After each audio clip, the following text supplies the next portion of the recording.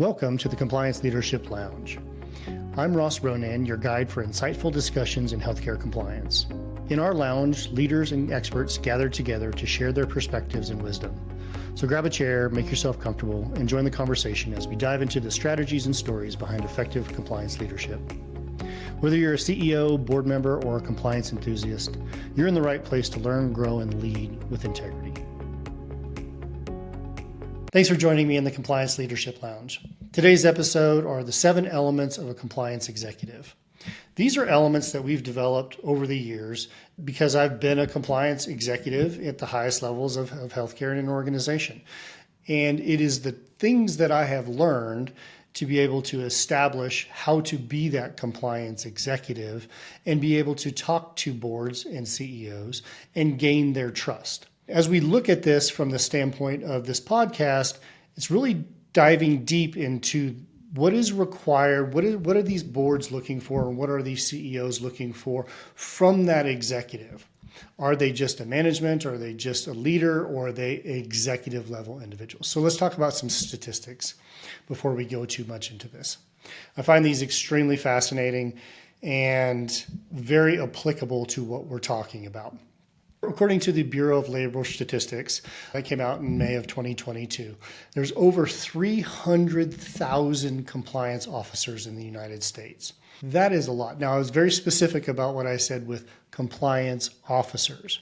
If you look at more statistics related to Zippa, which is a recruiting and job site company, it's very reputable, they indicate that over 50,000 of those compliance officers are chief compliance officers. That's quite a few chief compliance officers within the realm in the United States. 31% are in the finance industry.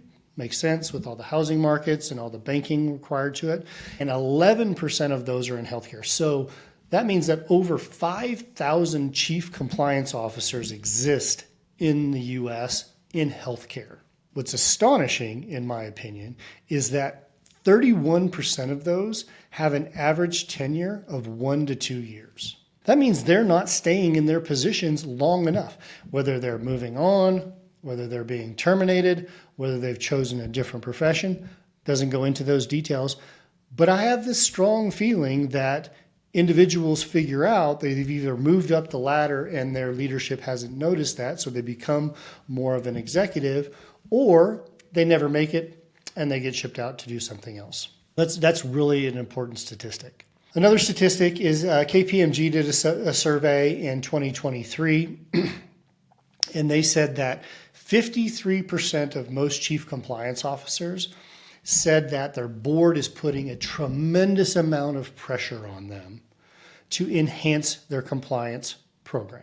One of the elements of a compliance program is being a chief compliance officer, or at least a compliance officer. So if boards are putting pressure on compliance programs and compliance officers to enhance their program, then that means they need to enhance themselves. And they need to enhance themselves as leaders, as compliance executives, because the boards are asking for it.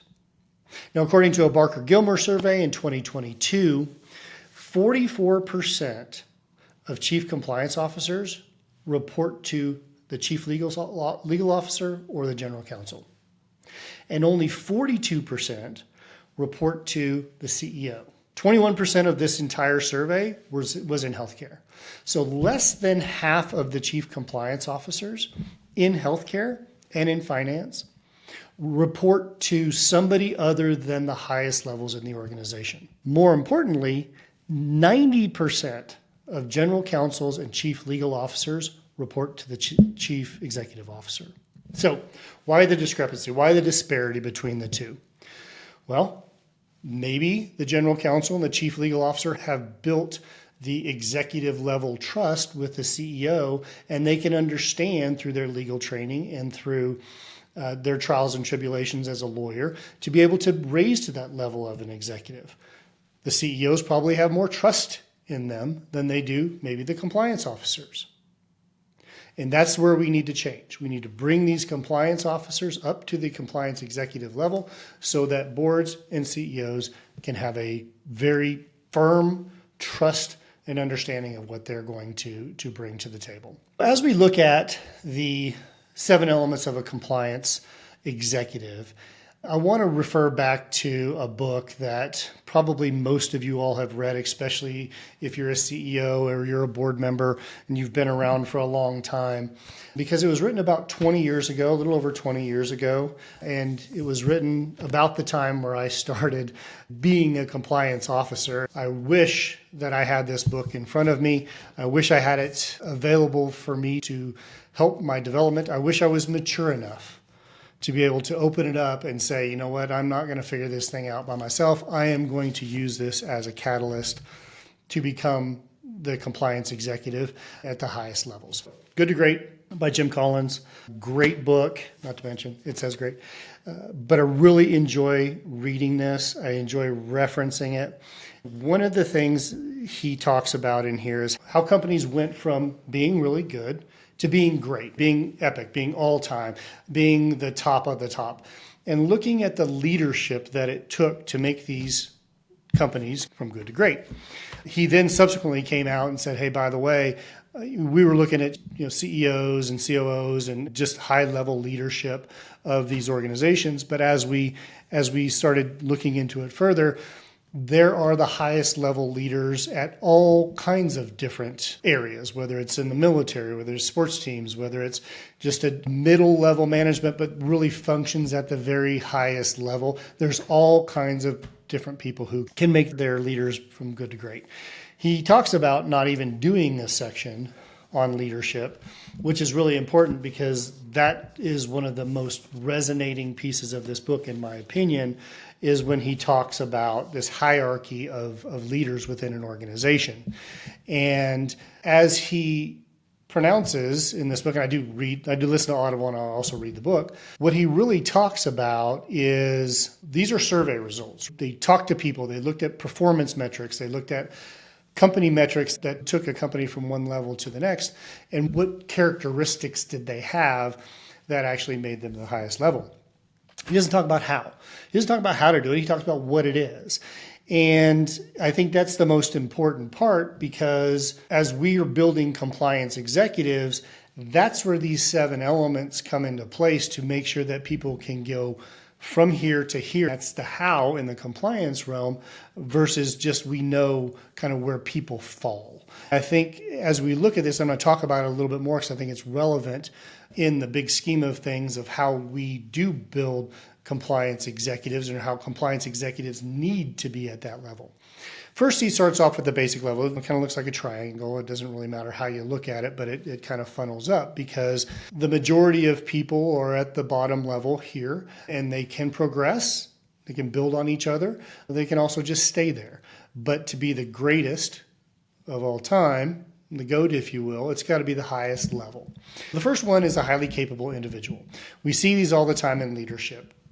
People get promoted to lead their departments, to be a VP, or to be some sort of management level individual, and they are highly competent. That means that they have talent, they have knowledge, they have skills, they have great work habits, they get things done, right? They're highly capable individuals. The next level, which is a little bit fewer of that, is they take all that information, that talent, that skill, that knowledge, and then they make it to a contributing team member. That's the next title. And what that means is you're taking all those skills and knowledges and now you're actually putting it to use with a group. How you're measuring group objectives. You're able to meet criteria. You're able to get things done and you work well in teams. That's the second level. That's fine.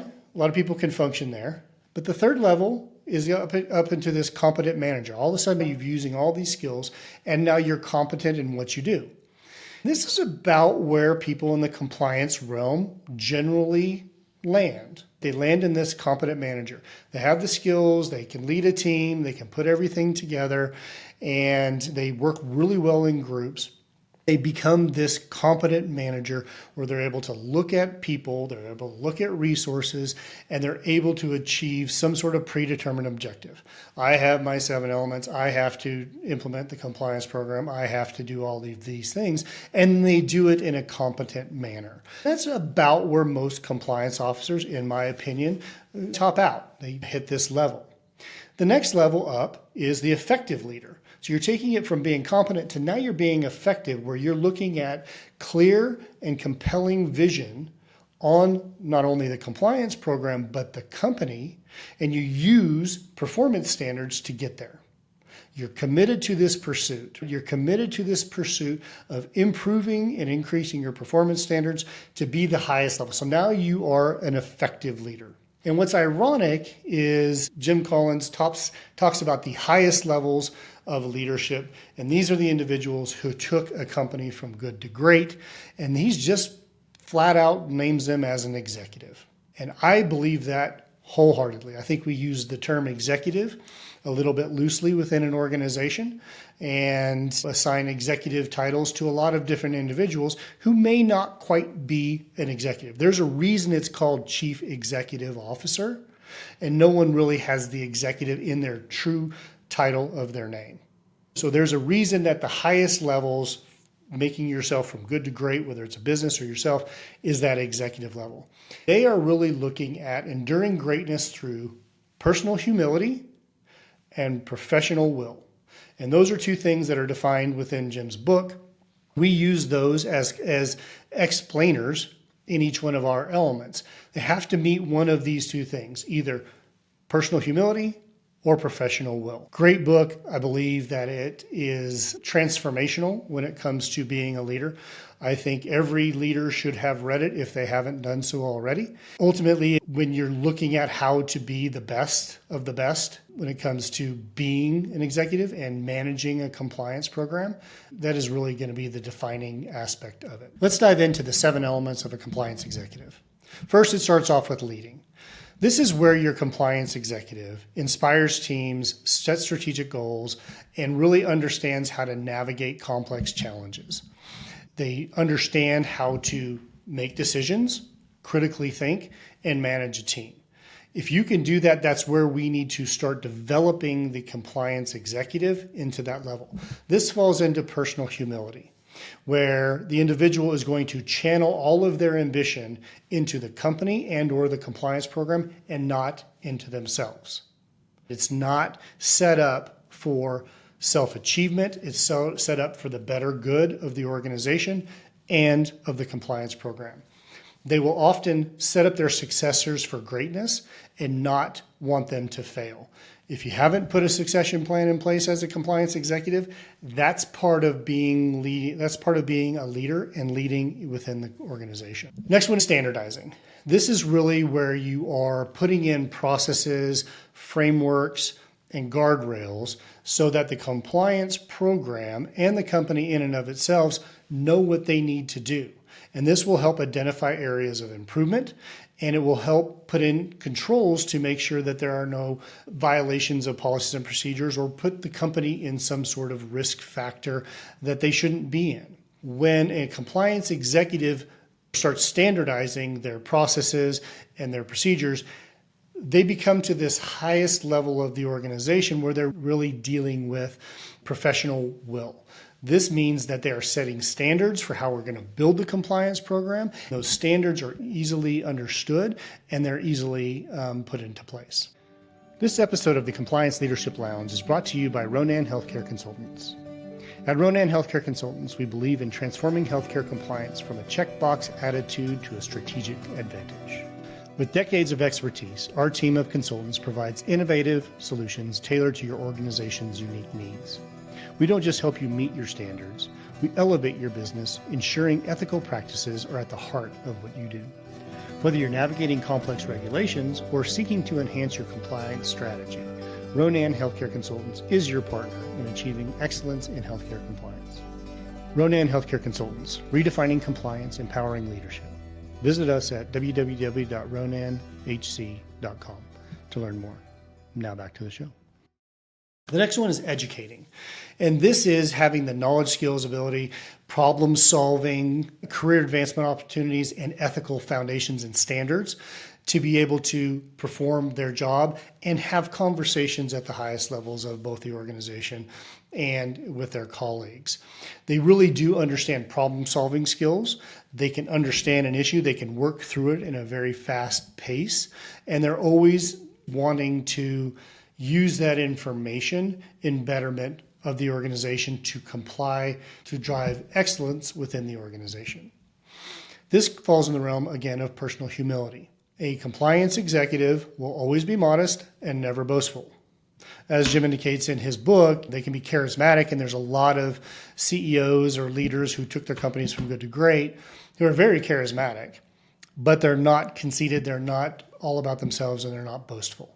So you're never boastful, you're very modest about what you're doing, and that's where a compliance executive really can shine. The fourth one is communicating. This is how we're actually talking to individuals, especially CEOs and boards, about delivering a concise compliance message and delivering relevant, impactful presentations to both CEOs, to boards, asking CEOs, asking them what they want to hear. What do you want to hear from me? How can I give you the information that is really important for you to make those high-level decisions? In what manner do you hear it the best? The CEOs and the boards that are listening to this, I would challenge you to ask your compliance officers, especially your chief compliance officers, how do you intend on communicating with me? How are you intending on letting me know what those issues are that are concerning me, that keep me up at night? Are you telling me things that are not relevant? Are you telling me things that are relevant? Tell me where I need to put my energy to be able to lead this organization down the straight and narrow path. We as compliance executives will never get there if we don't know how to communicate and know what the expectations are from that standpoint. This falls in the realm of professional humility. When communicating, you're really looking out the window and giving credit to those that are outside. You're looking to others to give credit. You're communicating. You're using others to give credit, external factors, as well as good luck. That's what this defined as humility. If you can communicate to individuals and looking outward at the window and finding who made this thing successful and how are we going to communicate it in the right way is imperative to show that you have these ability to discuss the high level matters. I remember when, lots of board meetings that I've sat through and I've had discussions with board members, and a lot of them will say a couple of different things. One, hey, great job. You had this issue overturned. You had this repayment gone away, or you had this investigation that was won. How did you do it? What happened? What did you guys do? Most of the time, my response comes in the lines of, look, we can't do anything in the compliance department without the commitment of the organization, operations, and the support of the executive team. They do all the work. We just advise and guide and tell them what they can and can't do and help them down the road and be the strategic partner. But most of the time, the operational units, the CEOs, and the other support departments are the individuals who are doing the thing. Communicating that as a message to the organization will help bring that compliance executive to a higher level because they are giving credit on the outside and they're able to communicate that in a way that shows solidarity, it shows growth, and it shows exact commitment to the organization. Fifth one is monitoring. This is really taking a look inside of yourself. How are you self-aware? How are you handling stress as a compliance executive? Who is your role model? Do you have role models? Do you align with the organization's goals and your own personal development goals? How are you continually improving yourself to be at the highest levels? And that's with certifications, education, listening to operations. I find it imperative that compliance executives understand the business. If you don't understand the business, then you don't know what you're talking about, and it's hard to communicate with the business if you don't know the business. So personally looking in at yourself, professionally looking in at yourself as a compliance executive will always get you to the highest levels. This falls into professional will again, where it really looks at you need to look in the mirror when assigning failures. If you start pointing to others about failures, external factors, or just saying, hey, it was bad luck, then that does not meet the definition here of what it needs to be from a monitoring perspective. You should be looking in the mirror. Compliance executives should be looking, any executive should be looking in the mirror and figuring out what my part in this was, whether I didn't communicate effectively, whether I didn't take action, whether I was not concise, whatever it may be.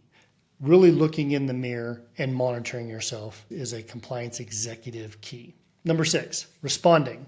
This is how you're actually responding to issues that come up within the organization. It's a mindset that's needed to respond to crisis, and it comes in the form of communication challenges, ethical dilemmas, you have stakeholder interactions. How are you going to respond in a moment of crisis? This comes in the form of personal humility. A compliance executive will be calm, quiet, and motivated by using the standards that they've put into place in the other element, and they're able to manage it without having crisis mode. A very calm, cool, collected way of handling things will build a culture of responsiveness and accountability no matter what happens. As a board, as a CEO, we want to see those kind of reactions in very stressful circumstances. The last thing that we want to do is see an individual crumble when there is a crisis. In compliance, there's always going to be some crisis one way or another. The last one is enforcing. How do you enforce the standards and the issues that are going on within the organization, and how do you make sure that the employees understand what happens when there's a violation or there's issue with your non-compliance with code of conduct or policies and procedures? Building that ability to enforce those standards without running around like a hammer looking for a nail is an executive level skill. How do you make people understand what they need to do or need not do in a situation where it doesn't look like they're always being chastised or getting in trouble? This falls under the professional will standpoint as well. And this is when a compliance officer or a compliance executive is to achieve long-term goals for the compliance program and the company, no matter how hard it is, no matter how hard the communication is for the enforcement action, or no matter how much you don't want to have a conversation with this individual, with the board, with the CEO. I understand it's difficult. We deal with difficult things in the compliance realm, but a compliance executive will have that conversation because it's a hard conversation to have. Those are the 7 elements of a compliance executive. We teach this in our mentorship program so that the compliance officer, chief compliance officer, can be that compliance executive where they can build trust within their CEOs and their board of directors and be able to have a very robust relationship and conversations. If you like what I had to say, please send me a note. Plus, if there's anything that I've left out, if something resonated with you, I'd love to hear about it. Let me know if you've read Jim Collins' book, Good to Great. I highly recommend it. It's 20 years old. It's been around for a long time. As we start developing the compliance executives in the United States, I really feel like we're going to take the profession from here to there. And I'd love to hear any feedback, especially by boards and CEOs and those chief compliance officers who it resonates with and what you're looking for. If I'm off the mark on something, let me know that too. And I'd love to hear about it. Appreciate it, and leave some feedback. Thank you for spending your time with us in the Compliance Leadership Lounge. I'm Ross Ronan, and it's been an honor to host today's insightful discussion. If you've enjoyed our conversation, please subscribe, leave a review, and share this podcast with your network. Your engagement helps us continue to bring in-depth and influential content in the world of healthcare compliance. Stay tuned for our next episode, where we further explore the leadership dynamics in compliance. Until then, remember, effective compliance is about leading with integrity, and leadership is about making a difference.